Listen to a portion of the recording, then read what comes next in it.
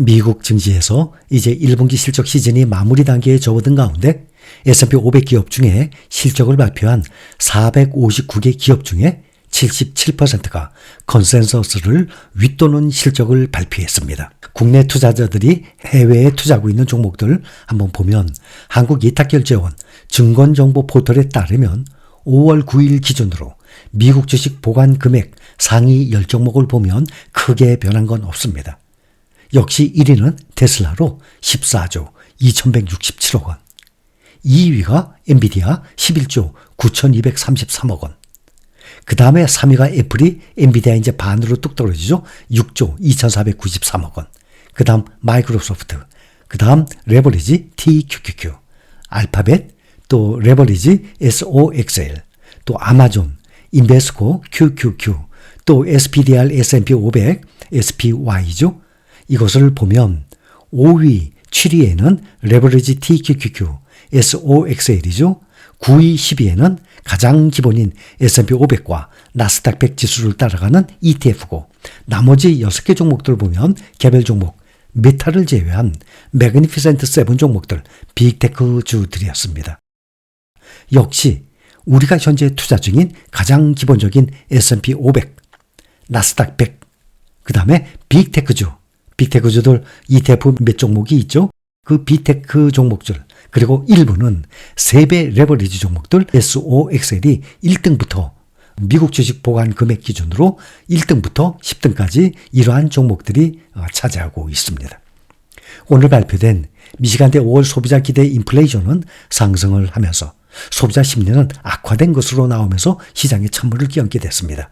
1년 단기 기대 인플레이션은 3.5%로 직전 월에 3.2%보다 올랐습니다.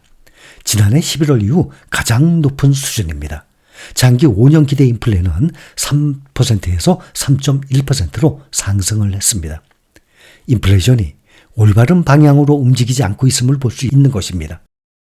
사람들은 경제가 더 나빠졌고 앞으로도 더 나빠질 것이라고 생각을 하면서 인플레이션에 대해 걱정을 하고 있습니다. 이제 투자자들은 오는 15일 다음 주에 발표가 되는 4월 소비자 물가지수 CPI에 주목을 하고 관망세를 보이고 있습니다. 4월 CPI가 시장 전망치를 뛰어넘는 상승세를 보인다면 시장의 금리 인하 기대감이 위축될 수 있습니다.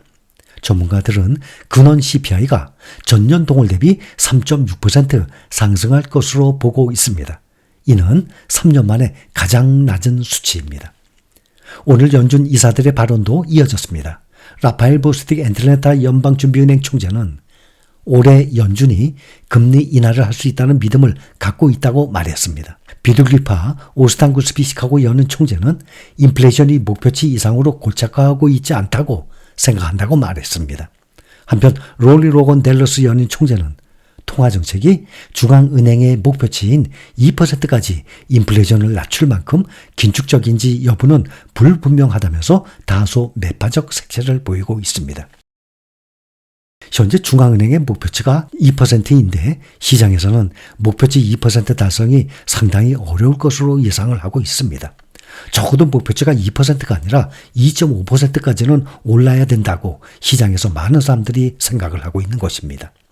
미셸 보먼 미 연준 이사도 연방공개시장위원회 FOMC 전도표를 언급을 하면서 나는 현재 시점에서 올해 없던 인하도 써놓지 않았다라고 말을 했습니다. 올해 들어서 거대 기술기업들, 빅테크를 중심으로 미국 상장기업들의 호실적이 이어지는 가운데 자사주 매입 규모가 크게 늘고 있습니다. 월스트리트 저널에 따르면 지난 6일까지 1분기 실적 발표를 마친 S&P 500 지수의 구성 기업들은 올해 1분기에 총 1,812억 달러, 약 247조 원 규모의 자사주를 매입한 것으로 나타났습니다. 전년 동기 대비 약 16% 늘어난 것입니다. 자사주 매입 증가세를 견인한 것은 빅테크 기업들이었습니다. 페이스북의 모회사 메타, 애플, 넷플릭스, 엔비디아 등 빅테크들이 대규모 자사주 매입에 대거 참여해서 규모 증가에 영향을 미쳤습니다. 특히 메타는 올해 1분기 중에 매입한 자사주 규모만 145억 달러에 달했습니다. 이는 전년 동기 대비 약 50억 달러 늘은 것입니다. 월스트리트저널은 이 같은 자사주 매입 추세가 올해에도 계속될 것으로 내다보고 있습니다.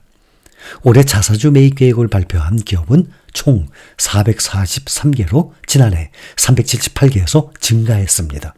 골드만삭스는 S&P 500기업의 자사주 매입 규모는 올해 총 9,250억 달러에 달할 것으로 추산합니다. 이어 내년에는 규모가 1조 달러를 넘어서 1조 750억 달러로 1조 달러를 넘어설 것으로 예상하고 있습니다.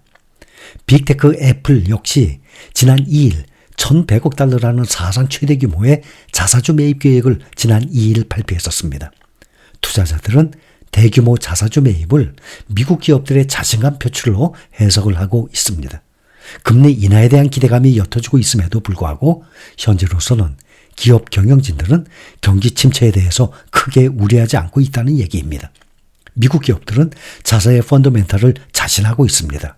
이들은 금리 혹은 회사 재무 상태에 대해서도 크게 걱정하지 않고 있는 상황입니다. 자사주 매입은 회사가 자기 회사 주식을 사들이는 것을 뜻합니다. 자사주 매입 후에 소각을 하게 되면 발행 주식 수가 그만큼 줄어들고 주가가 오르기 때문에 배당처럼 주주에게 이익을 환원해주는 효과가 있습니다. 투자의 달인 워런 버핏이 이끄는 버크셔 해서웨이는 배당 없이 자사주 매입으로만 주주 환원 정책을 펴는 것으로 유명합니다. 다만 자사주 매입이 항상 기업의 투자 매력도와 비례하지는 않는다고 월스트리트저널은 전하고 있습니다. 빠르게 성장하는 기업일수록 자사주를 매입하기보다 사업 확장에 투자를 한다면서 자사주 매입에 이 기업의 실적 둔화의 신호일 수도 있다고 경고하고 있습니다.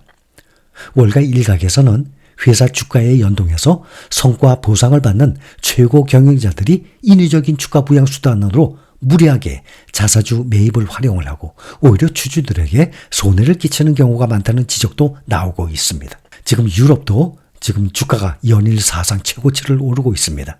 영국과 프랑스, 독일 등 유럽 각국 증시 대표 주주들이 일제히 사상 최고치를 기록했습니다. 영국, 독일, 프랑스 지수 연일 사상 최고치 경신 중에 있습니다. 유럽 증시가 이렇게 고공행진하고 있는 것은 유럽 중앙은행과 영국의 중앙은행인 영란은행이 이르면 6월 기준금리 인하에 나설 것이란 기대가 시장에 반영되고 있습니다. 미국 연준의 금리 인하 시점이 하반기로 물러나는 가운데 유럽이 먼저 통화정책 전환 피벗을 시작할지 시장에 관심이 쏠리고 있습니다. 비유로존 유럽 국가는 이미 기준금리 인하로 돌아섰습니다. 3월에 스위스가 깜짝 금리 인하를 시작한 이후 체코, 헝가리가 뒤를 이었습니다. 또 8일에는 스웨덴 중앙은행인 리스크방크가 8년 만에 기준금리 인하에 나섰습니다. 유럽이 미국보다 앞서서 기준금리 인하로 통화정책 방향키를 바꾼 데는 이유가 그만큼 있습니다. 물가가 점차 안정돼서 경기 부양에 통화정책 초점을 맞출 여력이 생긴 것입니다. 런던 증시의 FTSE 100 지수도 0.63% 상승한 8,433으로 마감해서 종가 기준 6거래일 연속 최고치 경신을 이어가고 있습니다. 오늘 발표된 영국의 1분기 경제 성장률이 0.6%로 경기 침체에서 벗어나면서 경기 개선 기대감이 반영된 것으로 풀이됩니다. 각국 증시 강세에 힘입어서 유럽 대표 종목을 모아놓은 유로스톡스 50 지수도 0.58% 뛰면서 종전 최고치인 3월 28일 5,083을 넘은 5,083.55로 마감을 했습니다. 최근 스위스와 스웨덴, 체코 등이 기준금리 인하를 한 데 이어서 유럽 중앙은행과 영국, 잉글랜드 은행도 올여름 인하에 나설 것이라는 관측이 커지고 있습니다.